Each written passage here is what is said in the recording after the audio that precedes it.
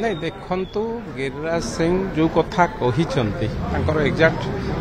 Speech तो मुझे शुणी ना एक्जाक्ट कौ उद्देश्य कौन उद्देश्य कही विशेष भाव में आपण मैंने जदि ताकू अनुध्यान करेंगे गिरिराज सिंह जी निर्वाचन पूर्व आसी निर्वाचन पूर्वर ओडिशा रे कहिकी जाइतिले एभली कलंकित शासन ओडिशारू हटिबा दरकार एभली कलंकित शासन न हटिले ओडिशावासी न्याय पाइबे नाही एकथा मध्य गिरिराज सिंह कहिकी जाइतिले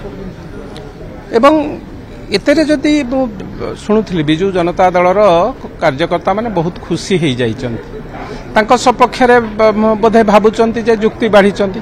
मु खाली टिके मन पकई दबाकू चाहूची रुबेन बानर्जी नवीन बाबू को बहुत प्रशंसा करते सरकार सेतेबेले बिजू जनता दलर कार्यकर्ता माने खाली आनंद रे विभोर हो जाइथिले एबे जेतेबेले रुबेन बानर्जी तांको सरकार विरुद्ध रे एवं सरकार रे थिबा परामर्शदाता विरुद्ध रे कहउचंती सेतेबेले बिजू जनता दल को काटुची बा बाधुची मोर कहिबा कथा शासन व्यवस्था भितर किए कोठी भलो काम थाई पारे किए कोठी कहा शासन व्यवस्था खराब होई पारे गिरिराज सिंह जो कथा 6 मास पूर्व कहितिले ताकू मध्य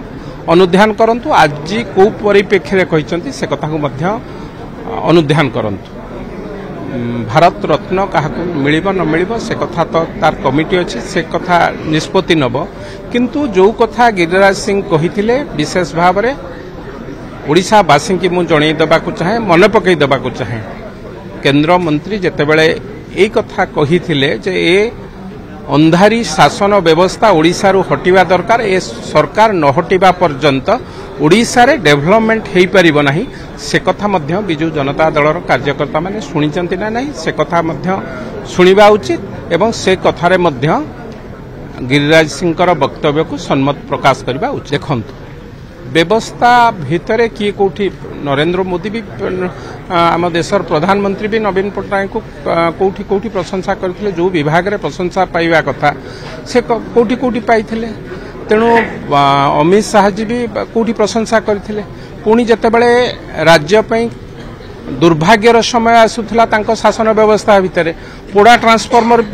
भी कुहाइतला तेणु एमाने केवल बिजू जनता दलर कार्यकर्ता केवल भल कथा शुणिया चाहूँगी तांको दल विषय किए भल कथा जी भल कथा शुणिकी हजम करि पारुची से तांको खराब कथा बा जो शासन व्यवस्था भितर खराब ये करिथिबे से कथा को मध्य हजम करिवार शक्ति थिबा दरकार।